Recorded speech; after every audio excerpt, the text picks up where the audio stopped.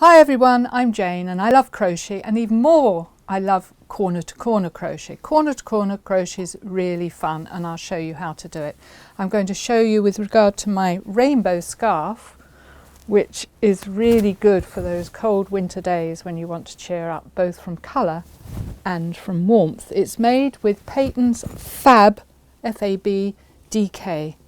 And this was I saw this yarn and I just couldn't resist it. This was before we went through COVID time and needed rainbow things. I'd called this pattern is 2 or 3 years old, and that is a very small version of this very long scarf.